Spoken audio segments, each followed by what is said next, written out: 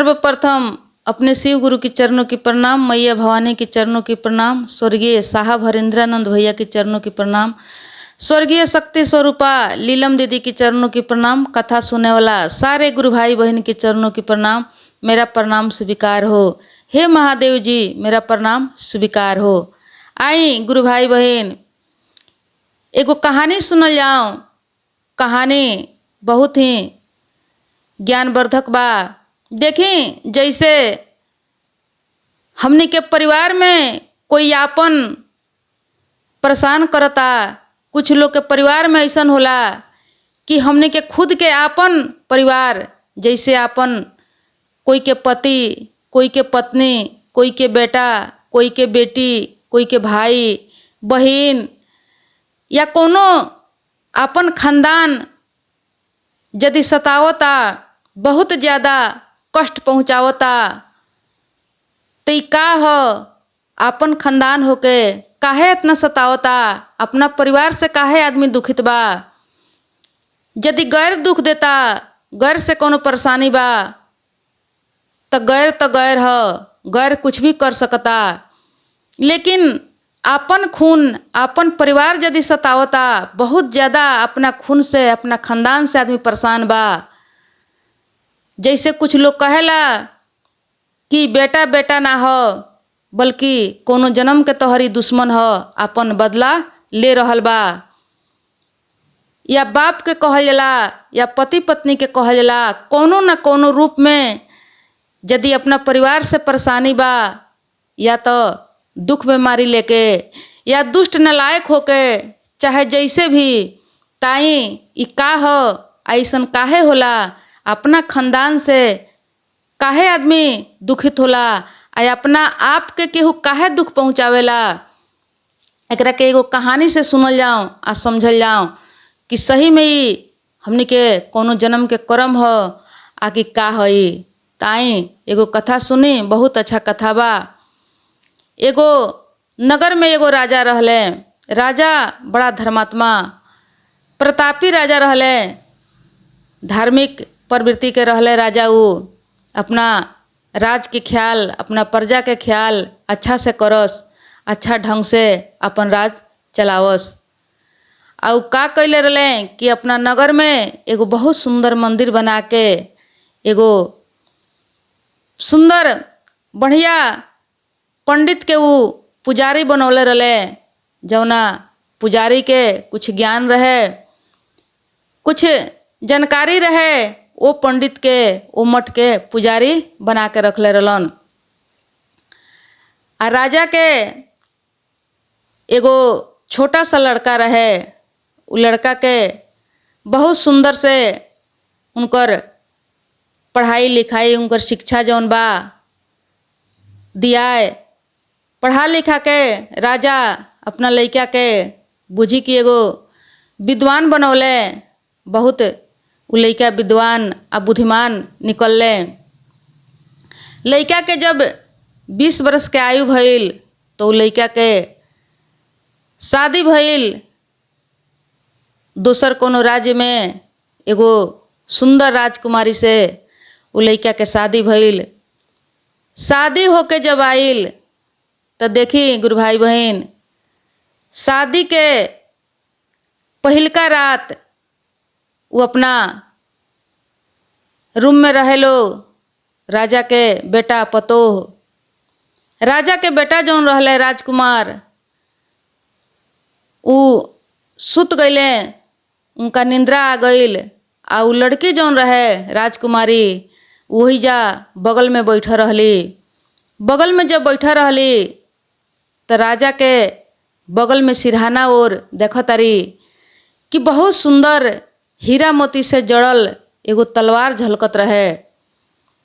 अब वो सोचली कि कौन चीज ह, हीरा मोती जड़ल बा में, ई कैसन तलवार हो। अब वो का कैली, उ राजा के पतो उ तलवार के जाके उठा ले हली। जब तलवार के उठा ले हली, तो का भइल कि वो तलवार से अद्भुत प्रकाश एगो प्रज्वलित भइल। दिव्य चमत्कार के जैसन वहाँ प्रज्वलित भइल प्रकाश। अब उ देख के घबरा गईली। उ राजकुमारी नई दुल्हन घबरा गईली। घबरा के उनका हाथ से जब डरा गईली तो उ तलवार छूट गईल। जब तलवार छूट गईल तो सीधे तलवार उनका पति राजकुमार के गर्दन पर जाके पड़ गईल। जब गर्दन पर पड़ गईल तो राजकुमार के सर कट गईल और राजकुमार के मृत्यु हो गईल। जब राजकुमार के मृत्यु हो गईल तब तो ये नई दुल्हन नई राजकुमारी पूरा हबड़ाए लगली, एकदम मूर्छित हो गईली। बहुत टेंशन भइल कि ई का हो गईल हमरा से। ई तो हम अपना पति के खुद हम ही मार चुकनी। ई बात हम कैसे केहू से कहेम। ई तो बहुत अनहोनी भइल, बहुत चिंता भइल। पहिलका रात अभी दू शब्द पति से अपना बात भी नहीं कैले, हम पति के अपना जान ले लेनी। हे भगवान, हे प्रभु, हे विधाता, ई का करा देनी ये हाथ से। ई का हो गईल हमरा से।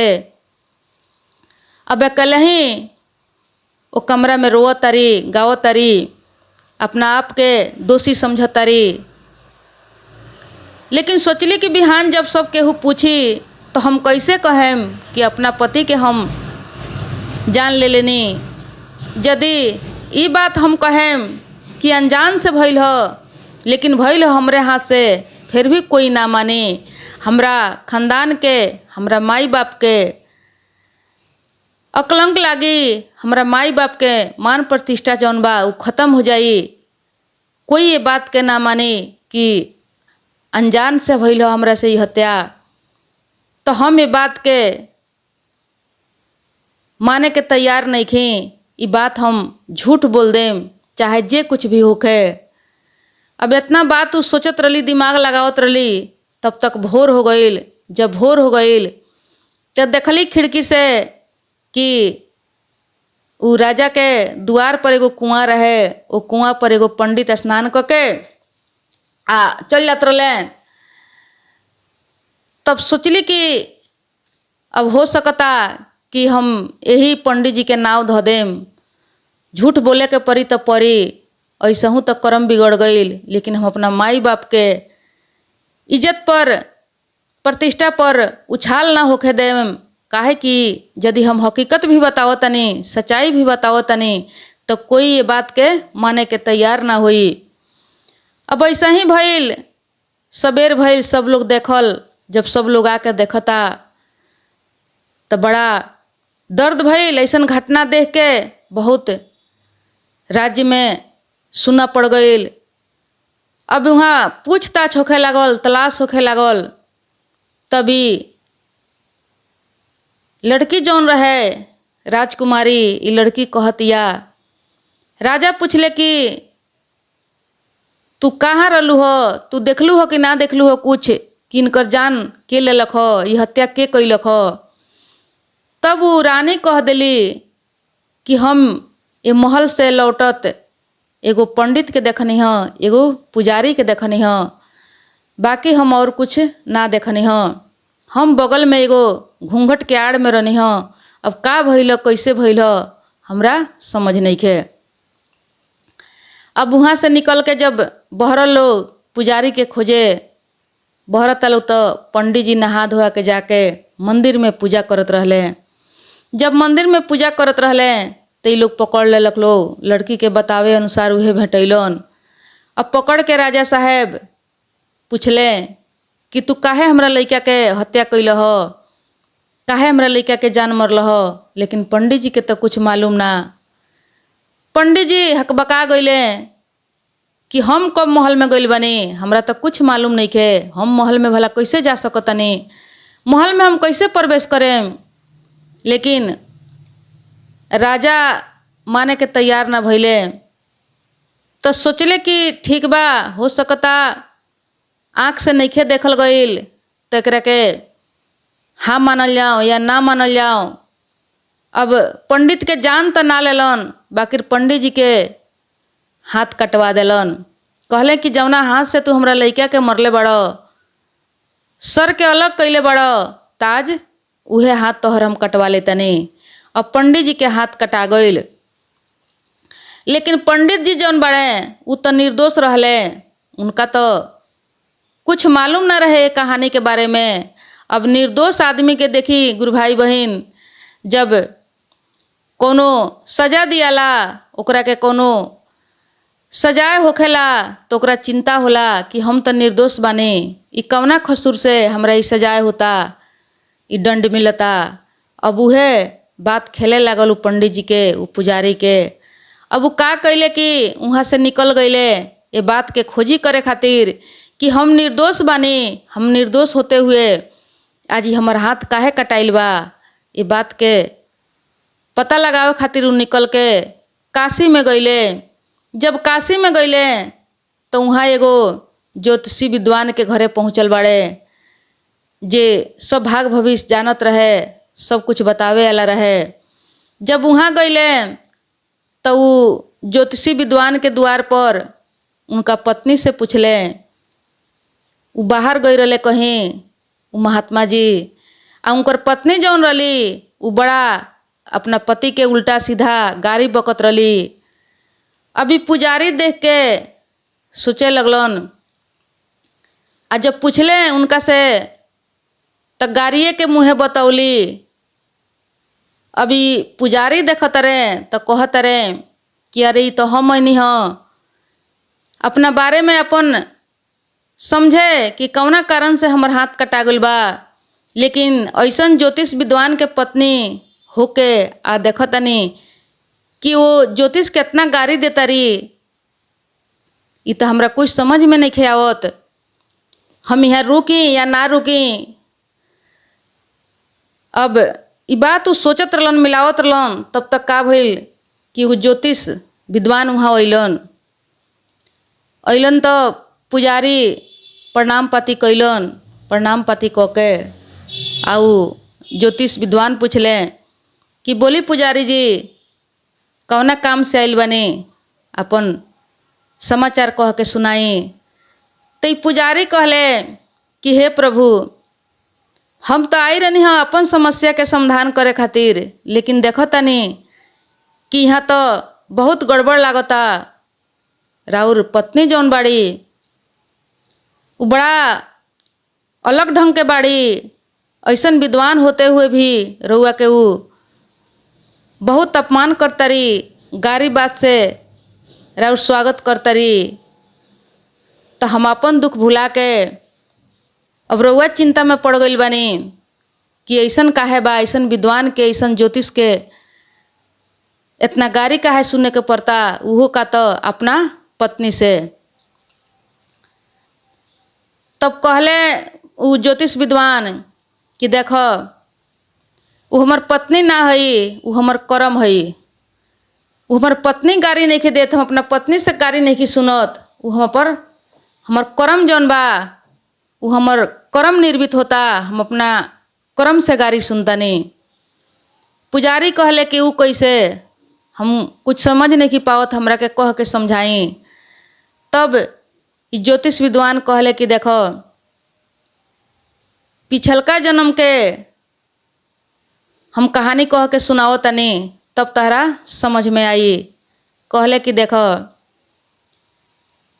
इससे पहले वाला जन्म में एगो गधी रली, आ हम जे बा से कौआ रनी, आ इनका पीठ पर एगो फोड़ा हो गई रहे। उ फोड़ा के हम जाके बार बार ठुकराई, बार बार ठुकरावला के वजह से इनका बड़ा दर्द होके, पीड़ा होके, आ हम वो फोड़ा के पूरा अपना चोंच से मार मार के घाव बना चुका रनी। ई जितने छपटियास इनका दर्द होके उतने देख के हमरा अच्छा लागे, ई हमरा से भागल फिरस, आ हम इनकर पीछा कैले फिरी, कहीं भी चल जास, लेकिन हम इनका के ढूंढ ली, इनका के ठुकरियावे खातिर अपना चोंच से मार के इनकर फोड़ा जौन रहे उ फोड़ा के हम मार मार के पूरा तरह से घाव बना के इनका के घायल बना देले रनी। बहुत दुखी, बहुत रहस हमरा से, ई बहुत दर्द होखे। ई जब घाव उनकर फूटे बहे तौना बेरे में अभी कुछ दिन के बाद हमरा से पीछा छोड़ावे खातिर एगो वन में चल गईली। लेकिन फिर भी वो वन में हम ढूंढत ढूंढत इनका के चल गईनी आ जाके इनका फोड़ा के फिर से हम चोंच मारे लगनी। उस समय में भइल का कि पूरा घाव हो चुका रहे इनकर फोड़ा जौन रहे। अब उस समय में हमर ठोड़ जौन बा उ जाके एगो हड्डी में इनका पीठ के रीढ़ में जाके चपक गईल। अब हम कोशिश कितनो करी लेकिन हमर चोंच ना निकले, इहो कितनो छपटियास लेकिन हमर चोंच जौन बा उ निकले ना सके, वो हड्डी में जाके फंस गईल। अब इनका बहुत ज़्यादा दर्द जब होखे लागल, बहुत ज़्यादा जब दर्द होखे लागल तभी चल गईली वही जाएगो नदी रहे। वो नदी में स्नान करे कि वो नदी के पानी के बल से हो सकता तो कौआ के ठोड़ निकल जाई। अब गईली कितनो कैली लेकिन हमरा इनका छुटकारा ना मिलल। वही नदी में नदी के पानी से दह के हमनी के दोनों के मृत्यु हो गईल। जब मृत्यु हो गईल तो हम विद्वान ज्योतिषी बननी आई हमर पत्नी बनल बाड़ी।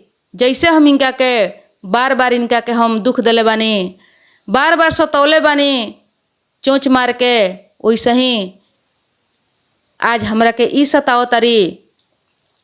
उहे कर्म हो जौन आज हमरा पीछा आइल बा, हमर पत्नी बन के आइल बा। तो वही से हम अपन कर्म समझ के खुशी खुशी से ई दिन बिताओ तनी। एमे कोनो दुख कोनो टेंशन के बात नहीं खे, काहे कि हमर कर्म हो। जब कबो दुख पहुँचे अपना ऊपर, कोनो परेशानी होखे अपना आप के कोनो परिवार से, तेकरे के समझ लेवे के चाही कि हमारी पिछला जन्म के कर्म हो। उ कर्म अपन निर्मित करे आइल बा, वही से ही परेशानी बा हमरा से। तो जब कर्म हमरे हो तो हम दुख काहे महसूस करी। वही से हमरा अपना पत्नी से कोनो दुख नहीं खे। अब पुजारी के समझ में आ गईल। तब पुजारी कहले कि ठीक बा, अब हमरा बारे में बताई कि हम निर्दोष रहनी हो। हमरा मालूम नहीं खे कि राजा के लइका के हत्या कैसे भइल बा, फिर भी हमर हाथ कटाइल बा।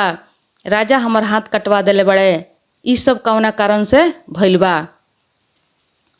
तब ई ज्योतिष विद्वान जौन बाड़े उ कहले कि देखो इहो कर्म हो। उ राजा तोहर हाथ नइखन कटवले, तोहर कर्म तोहर हाथ कटवले बा। काहे कि पिछला जन्म में तू ओहू बेरा एगो बड़ा बढ़िया संत पुजारी रहलो। आई राजा के लइका जौन बड़े उ कसाई रहले, उ कसाई रहले। आई उनकर पत्नी जौन रहली ह उ गाई रहली। अब उ कसाई जौन बा, उ कसाई उ लड़की के जौन उ गाई रहे राजकुमारी, वो गाई के उ पीछा पड़लन, गाई भागत रहे आ उ कसाई उनका के पकड़े खातिर दौड़त रहे। अब जब रउआ कुटिया के पास हुआइले तो उ कसाई आके पूछले कि हे बाबा, ये रास्ता से एगो गाय गइल खो, रउआ गाय के देखनी है का? तो रउआ गाय देखले रहनी, लेकिन रउआ एगो ज्योतिषी विद्वान रहनी, रउआ झूठ बोले के ना चाहत रहनी। तो उसे अब बतावल भी रउआ उचित ना समझत रहनी कि बतावल भी दोष बा आ झूठ बोलल भी दोष बा। तो उसे जौना ओर गाय गई रहे, वो गाय के ओर रउआ सिर्फ हाथ उठा देनी, बतौनी ना, आपन रउआ दोष बचौनी। तो हाथ जब उठा देनी तो कसाई चल गई उन्हें आ गाय के ओर जाके गाय के ऊ पकड़ लेलक। पकड़ के ले जाके वो गाय के ऊ मार देलक। मार के आ वो गाय के चमड़ी छिलत रहे नदी के घाट पर ले जाके एगो जंगल में। तब तक वहाँ एगो शेर आइल आ शेर आके ऊ गाय के आ कसाई के दोनों के खा गईल, अपन भोजन बना लेलक। अब दोनों जने के मृत्यु हो गईल। गाय तो खत्मे रही लेकिन कसाई भी खत्म हो गईलन। तो उहे गाय अपन कर्म के निर्मित करे खातिर राजा के बेटी राजकुमारी के जन्म भइल उनकर। आई राजा के लड़का के रूप में कसाई के जन्म भइल, जौन एक दिन खातिर वो लोग के साथ मिलल। उ लड़की जौन रहे उ लड़की के हाथ से हत्या भई रहे। काहे कि जब तक साथ ना होइत तब तक बदला ना सधित। तो उ कर्म बन के आई रहे, उनकर पत्नी ना रहे। उ एक दिन खातिर उ मिलन भइल, केवल उनकर हत्या करे खातिर। उ लड़की के हाथ से तलवार गिर रहे। रउआ उमें कोनो दोष राउर ना रहे, लेकिन बस राउर कर्म जौन रहे उ कर्म राउर निर्मित भइल। अपना कर्म के चलते राउर हाथ कटाइल, जौन हाथ रउआ उठा के बतौले रहनी। आ उ लड़की जौन रहे उ गाय रहे, उ कसाई उनकर हत्या कैले रहे। तो उ अपन बदला सधा लेलक पिछला जन्म के। तब जाके ई पुजारी के संतोष भइल, आत्मा के संतुष्टि मिलल। तो देखी गुरु भाई बहन, ऐसे समझ जाई कि हमनी से यदि कोई के दुख बा या दूसरा से हमनी के दुख बा, कोई अपन परिवार यदि सतावता, कोनो दुख देता, जियल मुश्किल कैले बा, तो उ हमनी के कर्म हो। एकरा के अपन कर्म समझ के खुशी खुशी अपन दिन बिताई। भगवान के दोष या कोई के दोष देला से में कुछ नहीं खे होखे वाला, में भगवान के दोष नहीं खे। ये हमने के कर्म हो। कर्म कहीं से घूम फिर के आके अपन बदला ले ली। उससे पहले कि हमने के कर्म पिछला जन्म में का भइल बा, लेकिन ये जन्म में कम से कम हमने के बुद्धि बा, विवेक बा, ज्ञान बा, तब कर्म अपन अच्छा बनावे के कोशिश कैल जाओ। आ पिछलका जन्म के कर्म जौन बा ओकरा के खुशी खुशी मंजूर करके जियल जाओ। हर हर महादेव।